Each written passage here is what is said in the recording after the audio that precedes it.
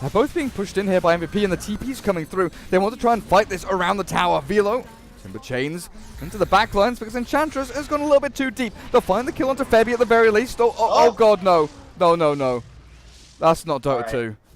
Enchantress had the right click for the kill, but I don't know if he was lagging or some ping issues, but he didn't actually let that spear fly out. Yeah. That was a pretty big dive. They even committed the Warlock ult for that. So, I mean, you're right, they did get a tier 1 tower, but they committed a Warlock ult for that. And I'm not even sure whether that was worth, because the Warlock ult hasn't gotten any other kills, right? The Velo kill was already theirs, regardless of the Warlock ult. So now without the Warlock ult, Ferret just goes into the Roche. And there's no way for EVOS to challenge him. Is QO actually rushing Deso here? He didn't actually let that spear fly out. Yeah. He's got his mythical hammer. Sick. Okay. Yeah, that's an aggressive build. Dubu just getting chipped away by the puck. With the Veil and the nukes. Okay. Good little pick off there.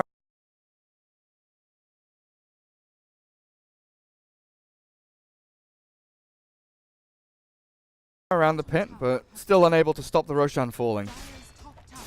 Yep. But you do see what EVO's doing right now. They're recognizing that they can't really take heads-up fights, so they're starting to open up the map and getting more objective. And I think they're making the best out of the situation, of the current bad situation that's handed to them. They're still, you know, getting these tier 1s. In fact, they have way more tier 1s than MVP do. Wait, no, it's even.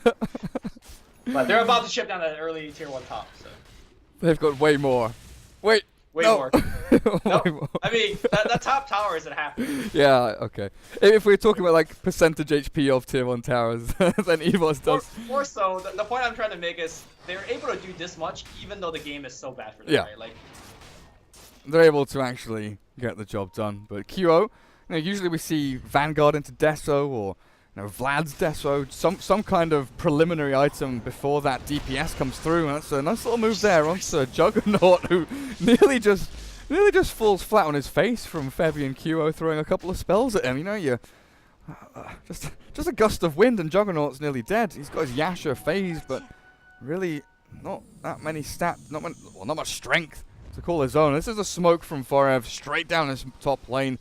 I'll look for the Slardar, and it looks like they'll just miss out on him. He does dispel the smoke, and now they want to go down towards that mid-tier 1.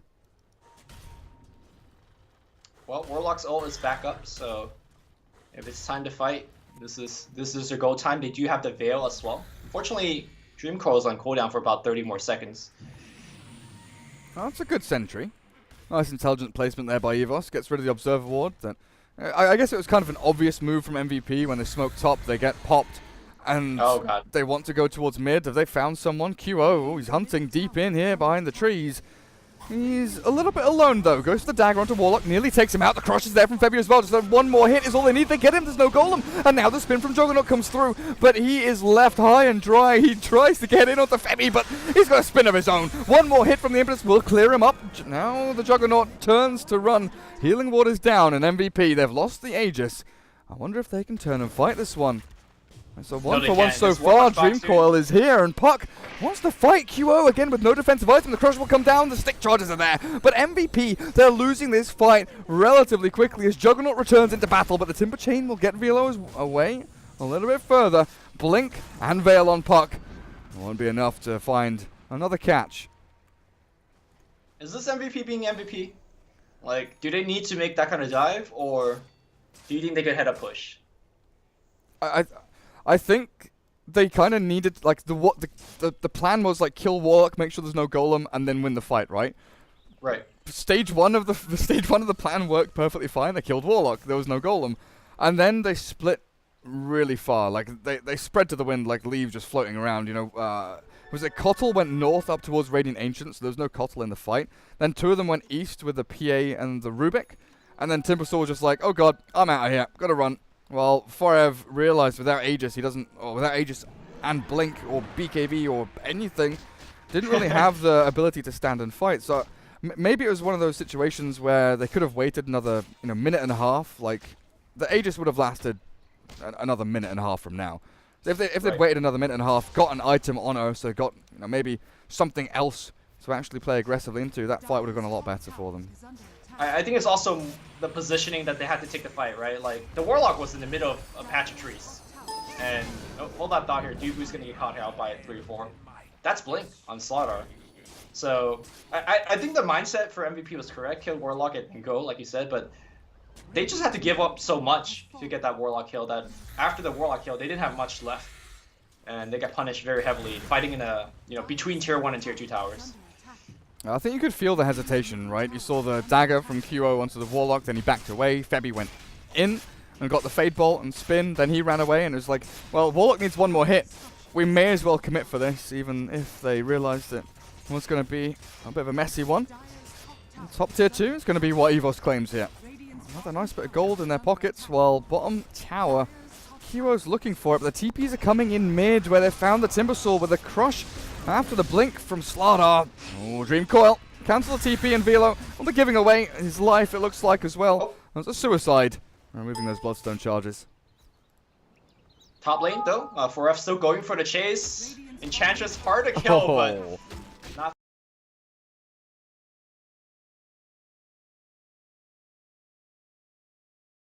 for Overpower, as Untouchable is now touched. Still, though, they lost the tier 2 top. I think they've got quite a bit out of it, because MVP, if you look at the mid tier 2 for the Radiant, the bottom tier 2 for Radiant, it's a lot of damage done. And I think for a team that's not necessarily great at pushing, making that kind of trade is still very beneficial for the team. The thing is, their lead is kind of tenuous at this point. We're talking about EVOS and how their lineup functions, and the majority of it was about having key items on their heroes. Puck has the Veil Blink, Slardar, like you mentioned, has picked up that Blink Dagger, found the kill on the Timbersaw. Enchantress has found Phase Boots and Dragonlance, like, has manipulated thin air to suddenly find these items out of nowhere, so done a great job kind of catching up and farming into some decent itemization there. And it's not all doom and gloom for them. They've actually got themselves a decent chance. Juggernaut might be the only one that you kind of look at and think, well, he maybe should be or needs to be a little bit further ahead from where he is right now, and he's going into that Manta style, likely into the Diffusal Blade and Blink Dagger build, but that's the battle build.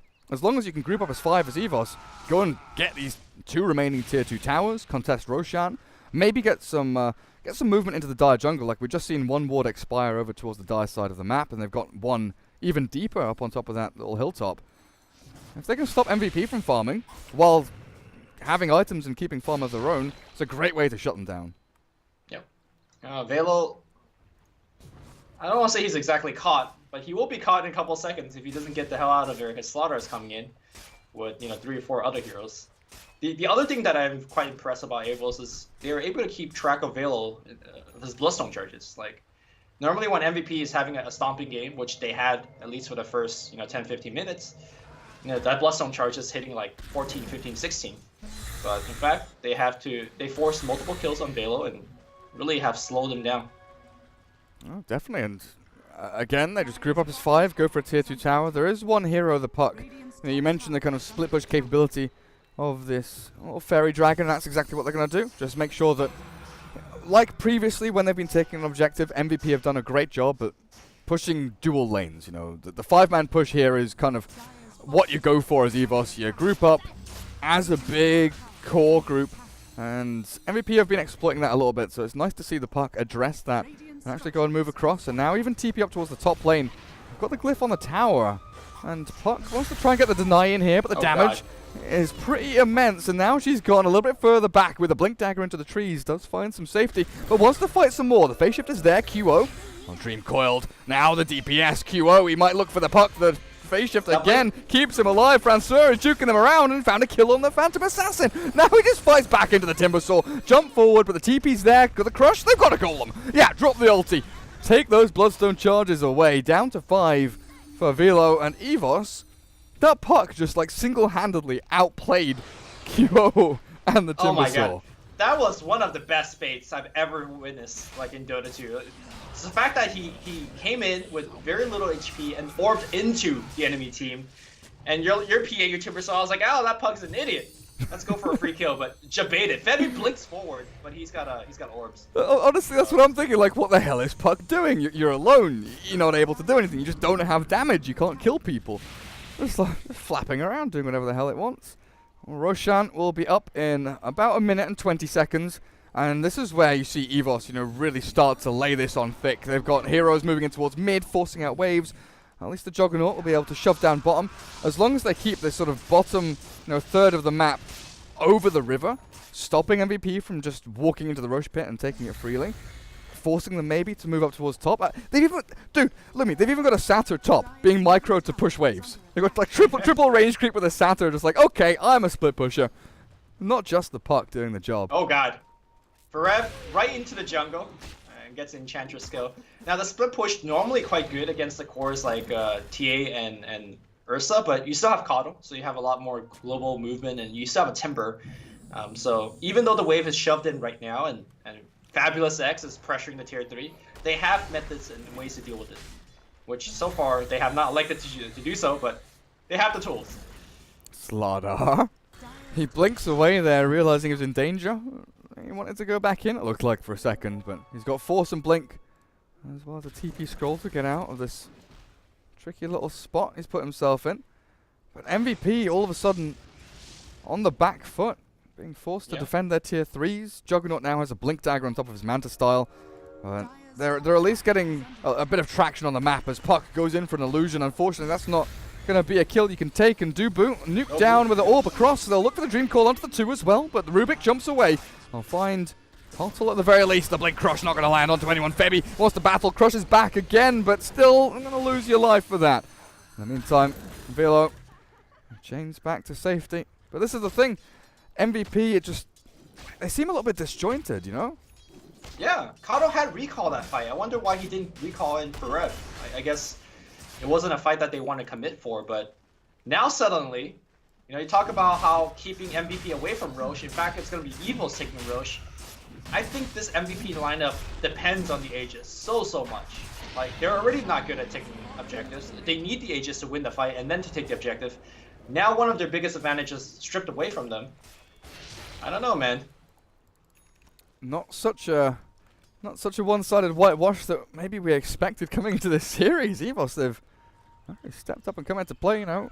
MVP, a few sloppy errors here and there, but QO with the classic 3-2-2 scoreline. Hopefully he can drag himself up from the pits, as Abyssal Blade's nearly done for the Ursa Warrior now. So that's going to be a great bit of lockdown to catch out not only the Puck, but also Juggernaut and Warlock before they can get their ultis into these team fights. Blink on Febby. Looking pretty good. Still will not be able to output the same amount of damage as this Enchantress will. You know, we talked about the mid-game Enchantress, and if she doesn't get items, doesn't have great ways of dealing with the cores of MVP. But once she gets that Ags against a Timbersaw, against an Ursa, it's pretty damn good. They've maybe found the Puck here with a good telekinesis from Febby. They've got him. That's the Puck without buyback now, and MVP, they have to exploit this.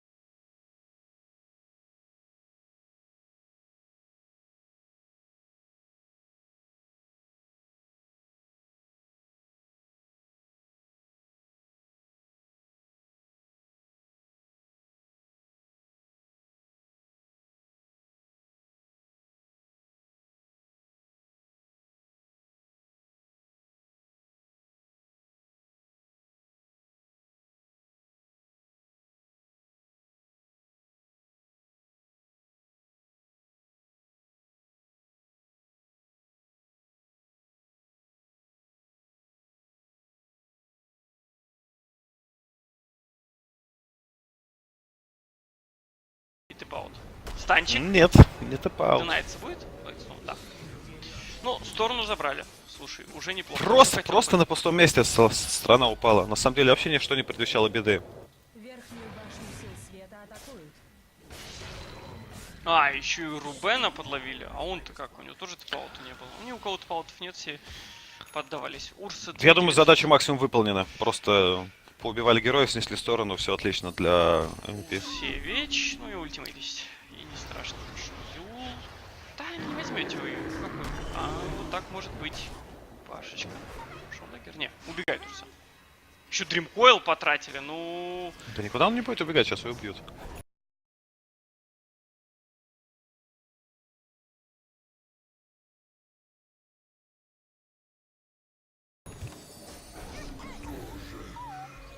Я Мега вообще килл. думал, что Урса уйдет, просто нажмет ультимейт и убежит, но что-то не задалось.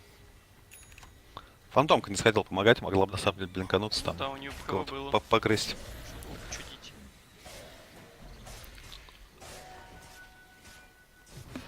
Слардар видит прекрасно у нас QO, может реально делать выход. И...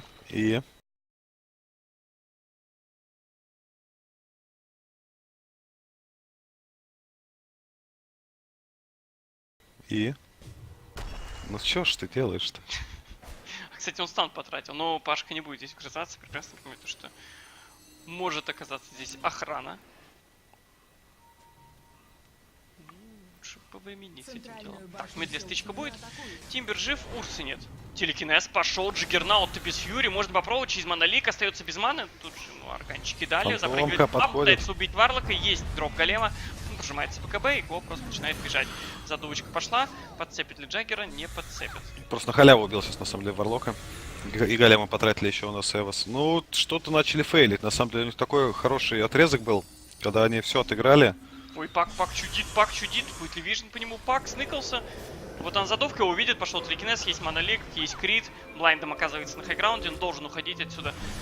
Да, Юл пошел, пытается мансануть, запрыгивает, пошел Сайлон, задувка, минус Пак, байбэк. Я не понимаю, как его ловит. Ну, такие паки не должны умирать. У него реально один телекинез есть на то, чтобы задизейблить его. Его реально хватает, что ли? Да я не верю. Паки не должны умирать. Ну, такие паки. У него 4-й шифт, у него Иул, у него Ильзори Орб, у него Даггер, ну у него все есть, чтобы уходить. Чтобы его даже ни разу не стукнули. Он шифт Иул, Ильзори Орб подсидел, шифт Иул, блинканулся. Падает Он у нас как-то еще все дэмэдж впитывает. Т2 в медле. Что за Пак без байбека. Пак без байбека. Это неприятно, событие, конечно. Заход Это ХГ. очень Неприятно, кстати, Тимберу здесь. Amplify с него скинули, уже неплохо. У Урца получается танчик, надо ее как-то засейвить. Что засейвили? Надо ультимейт фазы. И бежать. Тут он шумом прожал. Безумец! Что ты делаешь? Он просто погиб самому. Да, погибает здесь также и Рубик. Па будет прыгать? Ну, Не, Па не будет прыгать, потому что уже -2 у нас на самом деле команда MP Феникс. А вот за дубу пойдут. Пойдут за дубу. Это будет стан, и успеет Слардар стан дать. Да. Я что-то не понял, зачем был. Кьо, куда ты пришел? Нету телепорта у него, сейчас будет до последнего драться тут с Тимбером, на самом деле. Вариант неплохой, правда стоит хилинг кварт, это небольшая проблема. Видит инчу, запрыгивает, надо с даггера ее замедлять, но здесь уже нет, тримкоил. В общем, не знаю, корейцы, по-моему, пытаются закинуть всеми возможными способами, но при этом EVOS умудряют как-то периодически Делу закинуть там еще сильнее. мансует под сайленсом. Иул, ну Иул надо половить, как он будет блинковаться. Сейчас на дерево, Иул. Пойдет. Ну да, Иул себя, почему нет. Так не, он в лоту сдал. Там Лотосор был, тогда все четко. Тогда все четко. Уже хотел предъявить? Хотел предъявить, но не получилось. Ты Серёга, отмазал. Не по понятиям, да. Я отмазал, защитил, вступился за терпилу.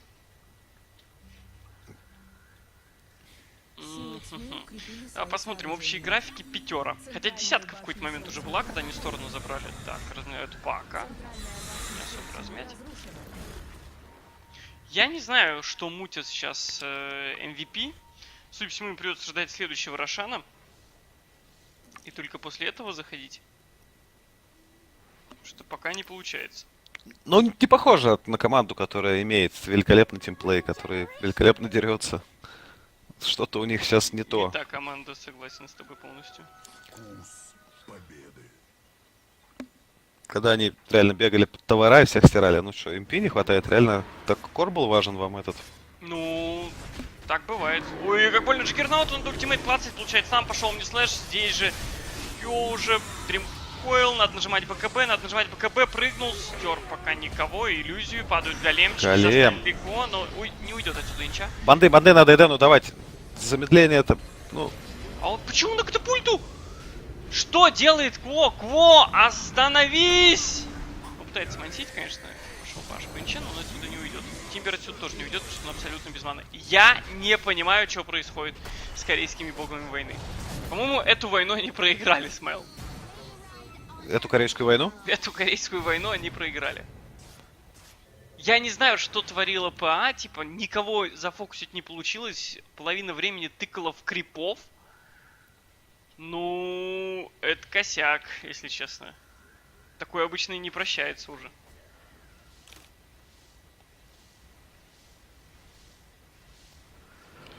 Ну, не факт. Не факт, на самом деле. Прощается, думаешь? Можете проститься, потому что EVOS тоже, мы помним, как они закинули, потому что у них вот этот барак, который они сейчас пытаются всеми силами восстановить, равенство на этой линии, но барак они реально закинули на пустом месте, так что могут и закинуть так же, как корейцы. Возможно, они дали немного вкуса крови ребятам из MVP, чтобы те обезумели, как обычно.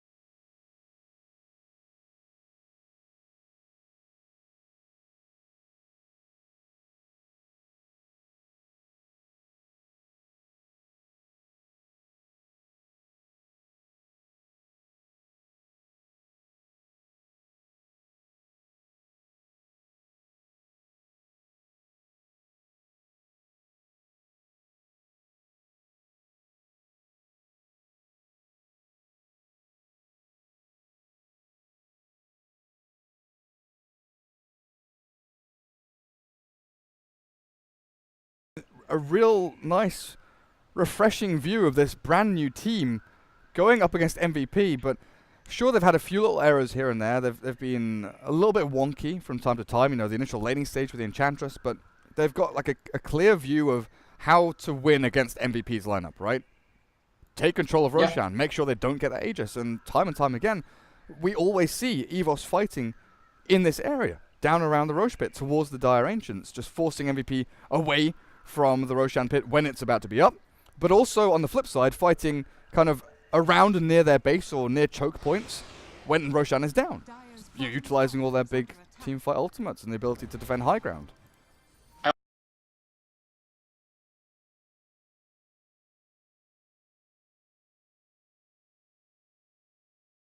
also think their itemization has been excellent. I think you already mentioned it a couple of times about Juggernaut's skill build, or sorry, item build. To me, he's gotten essentially all of the correct items. That Diffusal Blade in particular has done so much work in terms of either slowing down targets, also, or debuffing himself from things like Mana Leak, Blinding Light, and yeah, he's been able to set up a ton of kills. This is going to be the fight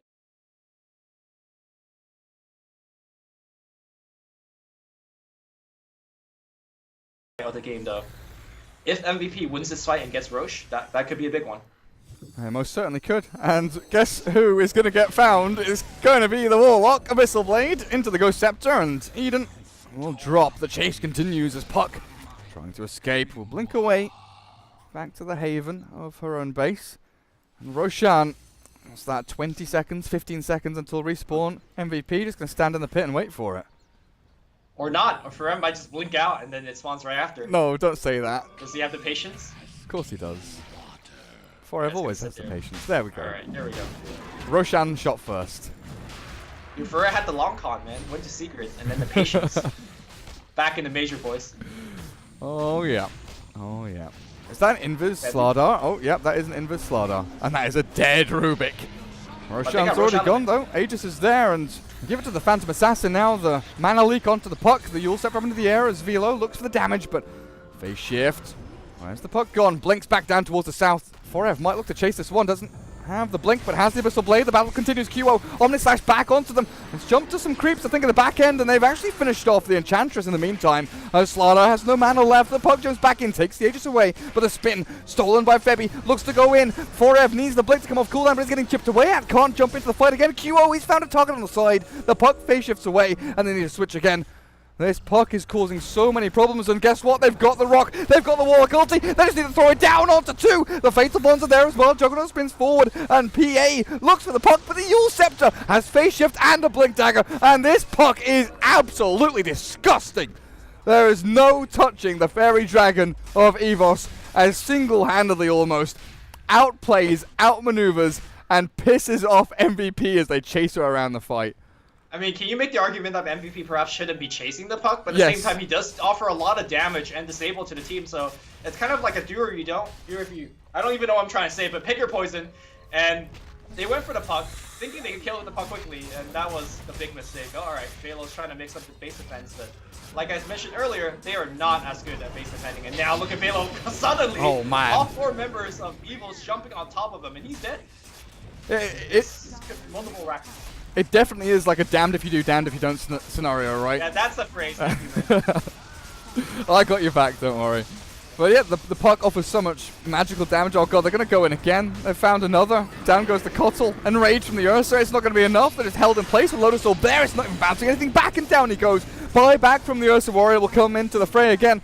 But EVOS, even without their ultimates, even without mana, GG is called. MVP tap out in game number 1.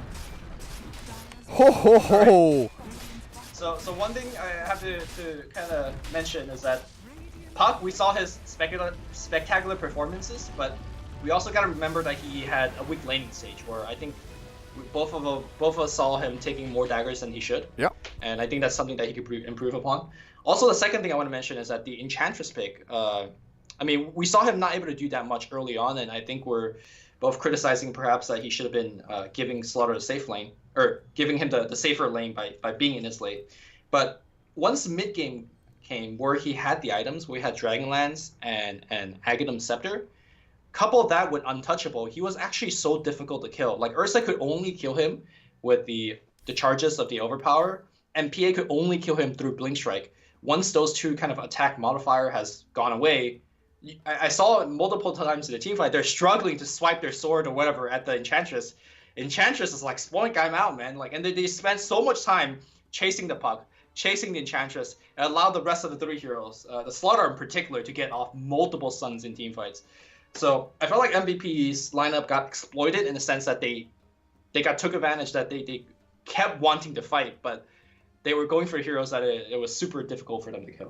I'm actually wondering now, I'm looking at the endgame score screen, and something kind of caught my eye. You know, Warlock with 6.3k healing, Enchantress with 943.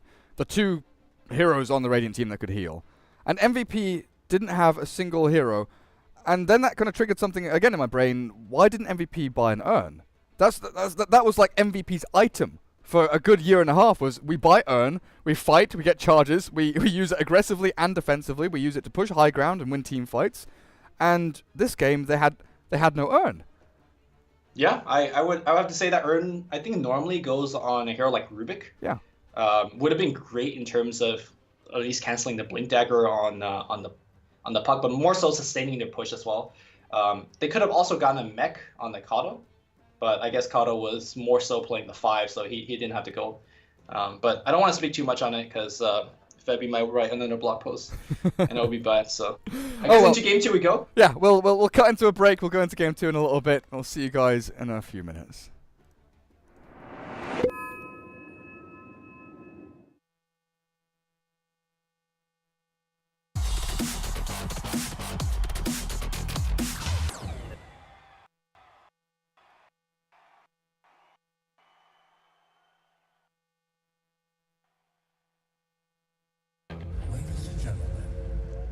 Welcome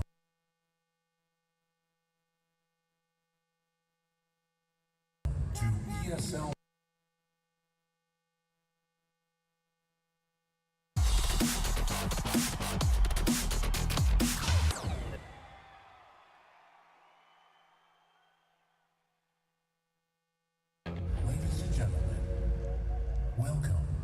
ESL 1 Cologne.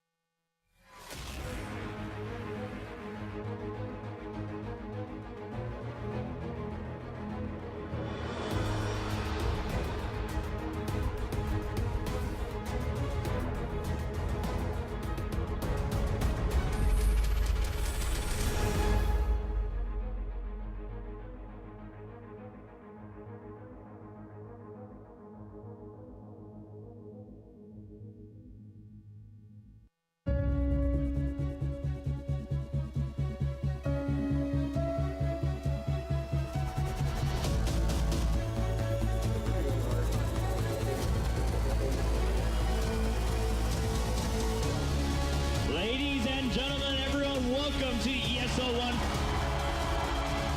They're waiting to come back in. They're up in the high ground with Field Life right, and they got it! He's down! Under 6 seconds! Universe in trouble! This could be it!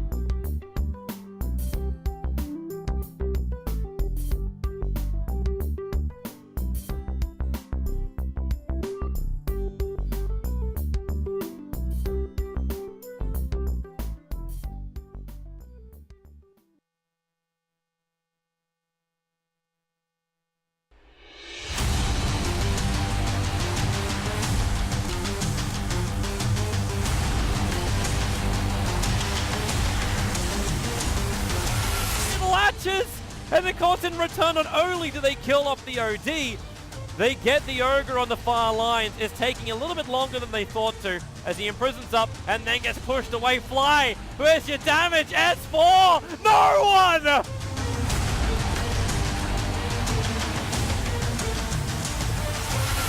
The Storm down from Lil, almost perfect. They hook shot up the OD, need to hold him in position. Now the rock drop as well. Fatal Bomb's not connecting up them, and in fact that lasso dragging OD all the way back to the tier 4 towers, but into that belly of OG.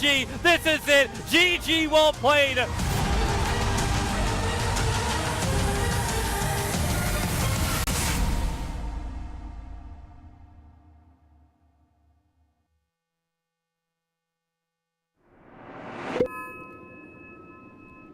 Welcome back. What a hype intro, honestly. As you can see, got some pretty good teams turning up for this tournament. ESL1 Genting Southeast Asian Qualifiers continues game number 2 here in this best of 3. MVP Phoenix against Team EVOS. And we had a little bit of an unexpected game number 1. EVOS actually took out MVP Phoenix in a little bit of a back and forth game, but they did turn out to be the domineering force from Indonesia. Now, game number 2 is going to be a little bit different. We've got an Ogre Magi, and we've got a Luminous joining me as my co-caster. Yeah, Ogre Magi is the hero that I think MVP needed because no, they won their lanes, but I think the Bloodlust would have been a big part in terms of their pushing potential that they lack in the mid game. Also, I think they would have fought much better if they had an Ogre instead of, let's say, the Rubik or the Kato. Maybe the Rubik was fine. The Kato maybe could have wasn't able to fight as well as the Ogre will be. Looks like we're seeing a similar round of bans here coming out in the second phase. Naga being taken out once again here by Team EVOS. Is an annoying little hero, but I can get behind that. I think Ogre definitely kind of scales better than the Kotal, and Keeper of the Light often finds play where you've got some kind of split pushing hero that goes off to a lane, then you group up as 4, you drag them back into the fights, but there really wasn't any element of that from MVP Phoenix. It was split a couple of lanes, you've got 2 heroes separated from the other 3, and if they were fighting, it was either as 5 or as 2 or 4. It was never really a bit of this, a bit of that. But MVP, Sand King, Ogre, 2 very, very aggressive heroes in the initial laning stage, while EVOS, exactly the same opener from them, Warlock and Juggernaut.